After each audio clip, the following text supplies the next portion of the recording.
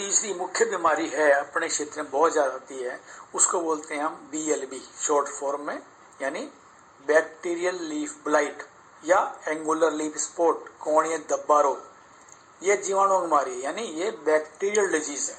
अभी तक दो डिजीज मैंने आपको बताई, पहले वाली ये डिजीज कौन सी है, फंगल डिजीज है, और ये डिजीज जो है जीवाणु बीमारी कौन सी है, बैक्टीरियल डिजीज है। और इसका जो पैथोजन है, रोग कारक है, वो भी सीड बोर्न है और सोयल बोर्न है। ठीक है, अब बात करते हैं इसके पैथोजन के बारे में। देखिए, इसका जो रोग कारक है, इसका पैथोजन जो है वो ज़ैंथोमोनास है। क्लासिफिकेशन जो है इसका ज़ैंथोमोनास का क्या होगा, किंगडम इसका प्रोकैरियोटी होगा, डिवीजन इसका ग्रेसिलिकोटीज होगा, क्लास इसकी प्रोटोबैक्टीरिया होगी, प्रोटियोबैक्टीरिया। ठीक है, फैमिली कौन सी होगी इसकी, स्यूडोमोनाडेसी। जीनस क्या है इसका, ज़ैंथोमोनास। स्पीशीज कौन सी है, कंपेस्टेरिस। और पैथोवार कौन सा हुआ इसका, मालवेसियरम। तो ये इसका पूरा क्लासिफिकेशन है। अब रोग के लक्षण देखिए, रोग के लक्षण इसमें सब अवस्था में आते हैं, यानी बीज पत्र पर भी आएंगे, पत्तियों पर भी आएंगे, इसके तने पर भी आएंगे, टिंडे पर भी आएंगे। इसके अनुसार इसका नामकरण अलग अलग होता है। सबसे पहले बीज पत्र में होगा। शुरू में क्या होगा, जीवाणु जो झुलसा रोग है वो उसके लक्षण है वो बीज पत्रों पर नजर आएंगे, यानी कोटिलीडन्स में नजर आएंगे। इस पे जो बीज पत्र होते हैं उसके ऊपर सबसे पहले गोलाकार या अनियमित आकार के जलसिक्त धब्बे यानी वाटर सोक्ड स्पॉट बनते हैं। तो बाद में धब्बे क्या होंगे, भूरे या काले पड़ जाते हैं। इससे बीज पत्र सिकुड़ जाता है और धीरे धीरे क्या होगा, ये संक्रमण जो है बीज पत्रों से आगे बढ़ के और तने पे और पूरे पौधे पे फैलने लगता है। उसके बाद लक्षण आते हैं पत्तियों पर। पत्तियों पर क्या होगा, इसमें भी पत्तियों पर सबसे पहले छोटे छोटे असंख्य जलसिक्त धब्बे बनेंगे। और ये धब्बे जो है पत्तियों के, सबसे पहले तो पत्तियों की निचली सतह बनते हैं, उसके बाद में दोनों सतह पर ये समान रूप से धब्बे नजर आएंगे आपको। धीरे धीरे धब्बे आप आकार में बढ़ने लगते हैं और ये धब्बों का जो आकार है ये कोणीय हो जाता है, यानी कोणाकार धब्बे हो जाते हैं, तभी इसको बोलते हैं एंगुलर लीफ स्पॉट। ठीक है, अब ये बाद में धब्बे क्या होगा, भूरे होंगे, काले हो जाएंगे और आपस में धब्बे मिलने लगते हैं, रोग का प्रसार बढ़ने लगता है। और धीरे धीरे क्या होगा, ये जो जीवाणु जो है नई पत्तियों में फैलता है और किशोर अवस्था में पौधा जो है मुरझाने लगता है। इसको बोलते हैं सीडलिंग ब्लाइट। ठीक है, उसके बाद क्या होगा, ये जो ब्लाइट जो आपका बैक्टीरिया जो है वो पौधों की पत्तियों के अंदर भी एंटर होना चालू होता है और नसें जो काली पड़ने लगेगी उसको बोलते हैं अपन वेन ब्लाइट। ठीक है, ये सबसे उग्र अवस्था होती है एक तरह से पौधे की। उसके बाद क्या होगा, आक्रमण पत्तियों के बाद आने के बाद ये कहाँ पे जाएगा, शाखाओं पे आता है और टिंडों पर आने लगता है। अब इसका नाम बदल क्या हो जाएगा, ब्लैक आर्म डिजीज, यानी जो पौधे की शाखाएं हैं वो उनपे काले काले लंबवत धब्बे पड़ेंगे और जहां काले धब्बे पड़े वहीं से थोड़ी सी हवा चली जो शाखा टूट जाएगी और जो है जिस पे जो कि आप टिंडे लगे हुए हैं, बॉल्स लगे हुए हैं, सब आपके वो मर जाएंगे। अगर टिंडों पे अटैक करता है ये, तो टिंडों पे भी सबसे पहले जो पड़ेंगे धब्बे पड़ेंगे वो वाटर सोक्ड स्पॉट ही पड़ेंगे, जलसिक्त धब्बे ही पड़ेंगे और उनका जो आकार होगा तिकोना ही होगा। वो बाद में क्या होगा, धब्बों जहां धब्बे पड़े हैं तिकोने, वहां से आपको ध्यान से देखेंगे तो सड़ा हुआ पानी निकलेगा और टिंडे सड़ने लगते हैं।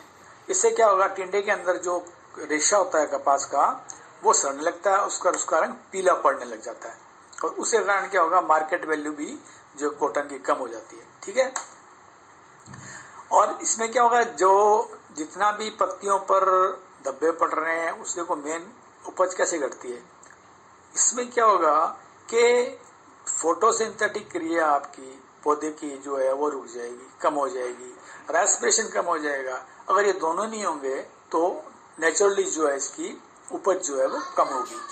अब इसकी डिजीज साइकिल के बारे में बात करते हैं, रोग चक्कर कैसे फैलता है। देखिए, सबसे पहले इसका प्राइमरी इन्फेक्शन जो कहाँ से आएगा, सीड से आएगा, बीज रोड। प्राइमरी इन्फेक्शन किससे है, बीज से है।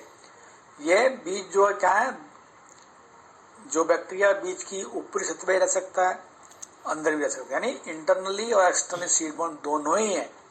जब आपने बीज बोया, इन्फेक्शन हुआ, तो सबसे पहले ये कहाँ करेगा, कोटिलिडन्स को इफेक्ट करेगा। तो ये हो गया प्राइमरी इन्फेक्शन हो गया।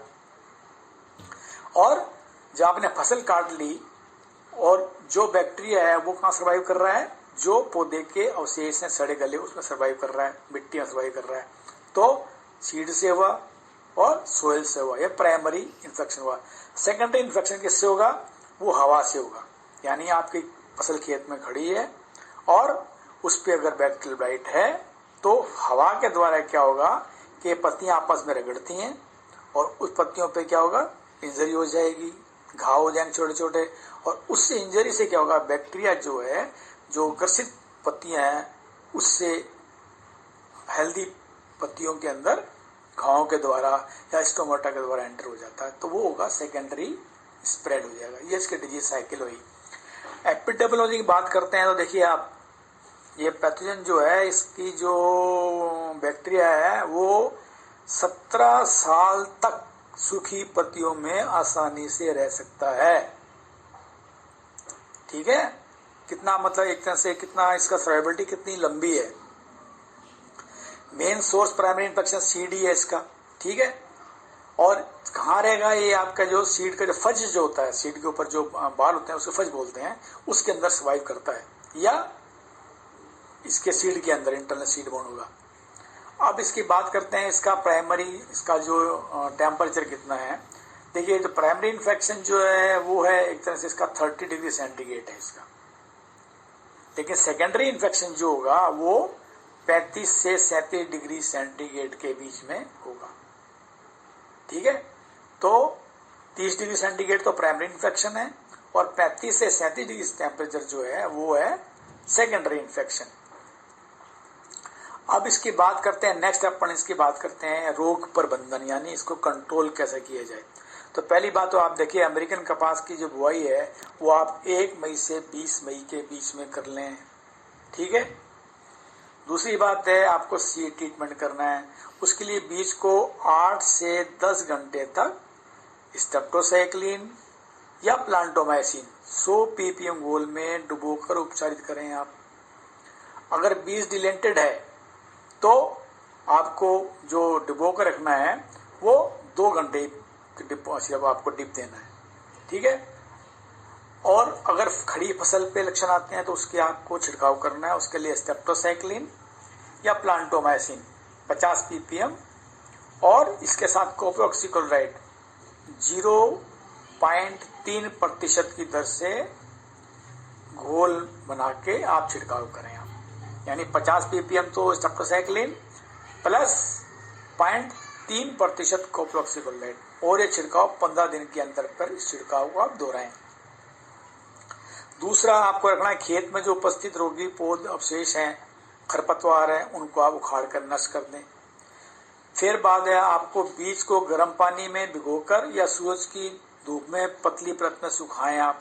इससे क्या होगा कि जो सीड बॉर्न इन्फेक्शन है वो भी इसका खत्म होगा या कम होगा।